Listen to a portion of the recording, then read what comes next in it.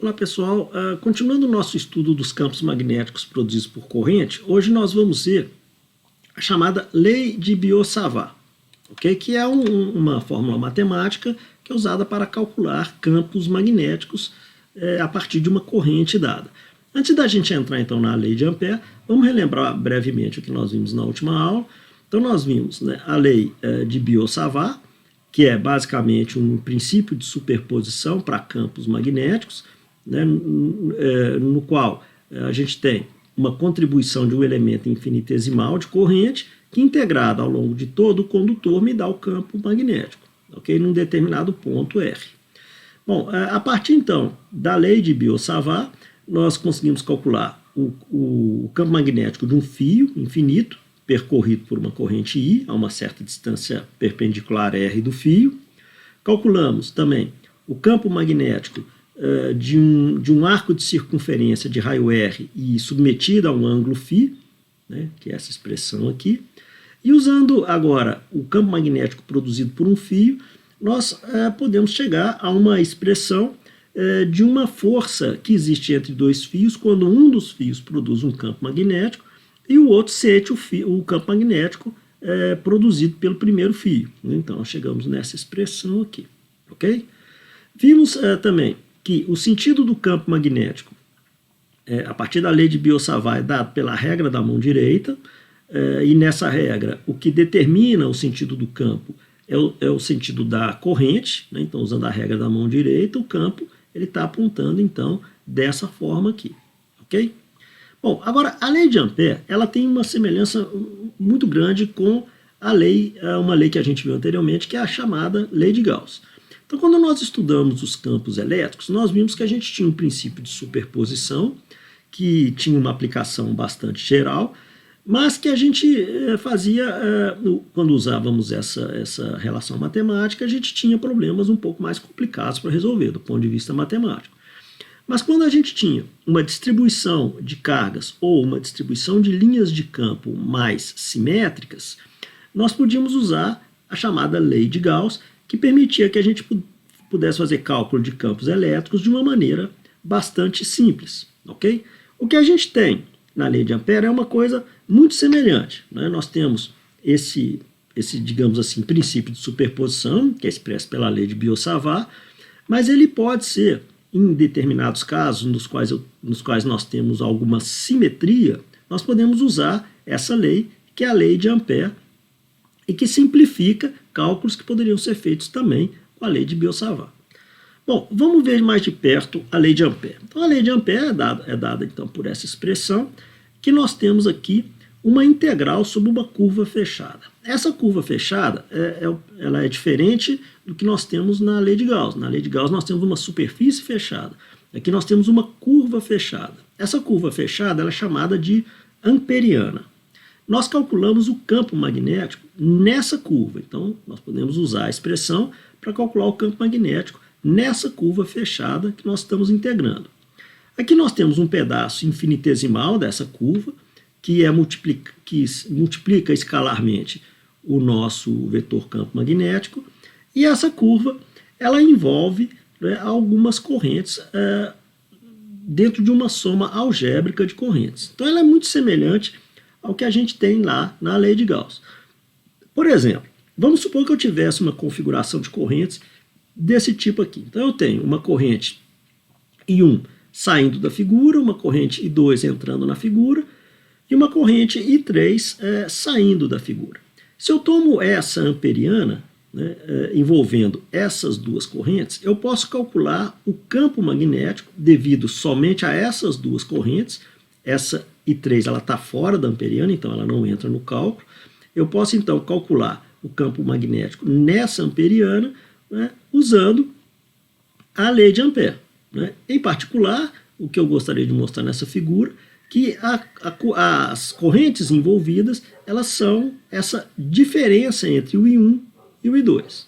Okay? Então a lei de Gauss, a lei de Ampère, ela assume então essa forma aqui. Se soubermos como relacionar o θ com o ds, nós podemos calcular o campo magnético a partir dessa expressão. Okay? Então, de um modo geral, a lei de Ampère ela tem uma semelhança com a lei de Gauss, no sentido de que o objetivo é sempre escolher uma curva que limita, que fecha algumas correntes e que simplifique ao máximo esse integrando aqui. Se conseguirmos fazer isso, nós temos um problema que tem simetria e que aí nos permite usar a lei de Ampère e não a lei de Biot-Savart, ok? Bem, nós fizemos na aula passada o cálculo do campo magnético de um fio infinito usando a lei de Biot-Savart, embora seja um cálculo bastante simples, né, ela deu um pouquinho de trabalho. Nós tivemos que montar uma integral e recalcular aquela integral. Vamos refazer esse problema agora usando a lei de Ampère.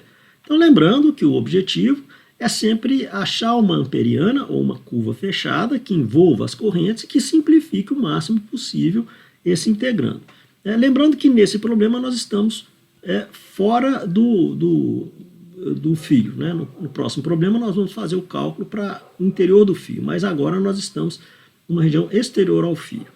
Então, observando um corte desse fio perpendicular a ele, se nós escolhermos um contorno fechado que é representado por essa linha vermelha, ele coincide com uma linha de campo B. Isso faz com que esse integrando, esse produto interno aqui, ele simplifique muito, porque os vetores ds e b passam a ser colineares. Né? O ângulo entre eles é igual a zero. Nosso problema, então, passa a ficar mais simples, porque esse θ aqui, ele sendo igual a zero, cosseno é igual a 1, e além disso, o campo magnético, em todos os pontos desse contorno fechado, ele é constante. Né? Por quê? Porque esse contorno ele coincide com uma linha de campo dessa de cal. Então o B pode ser tirado para fora da integral e a minha integral passa a ser simplesmente a integral de um contorno, nesse caso aqui 2πr.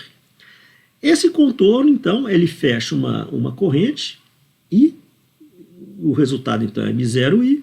Então, explicitando o B, eu tenho que o B é μ0i sobre 2πr, que é o cálculo que a gente obteve usando a lei de Biot-Savart, mas com um cálculo um pouquinho mais complicado. Ok? Lembrando que a gente está aqui fora, né, fora do fio. Bom, nós podemos fazer esse cálculo também para o interior do fio. Então a gente vai supor que a gente tem uma corrente no interior desse fio, ou seja, que a corrente vai ser distribuída uniformemente aqui na seção reta desse fio, e novamente, né, o objetivo é simplificar o integrando. E da forma semelhante, mesmo para o interior do fio, né, nós podemos escolher um contorno que simplifique, né, o nosso integrando. Ou seja, essa amperiana, se ela estiver em cima de uma linha de campo, ela vai simplificar o integrando bastante. Então, o lado esquerdo dessa equação, o cálculo é semelhante ao que a gente fez no problema anterior, vai ser igual a B, que é o valor do campo magnético, 2πr. Agora vamos ver o que é que diz, como que a gente calcula a corrente que está sendo envolvida por esse contorno. Bom, isso é simples de calcular, porque a gente está supondo que a corrente está distribuída uniformemente, né, aqui no interior, então nós podemos calcular que ele vai depender então da razão entre a seção reta de todo o fio, né, e a seção reta dessa área que está aqui, ok?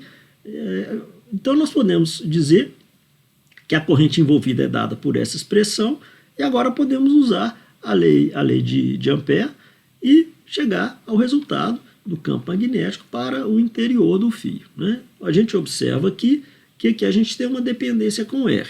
Né? Em particular, quando esse Rzinho é igual ao raio, né, nós temos então o valor calculado no problema anterior.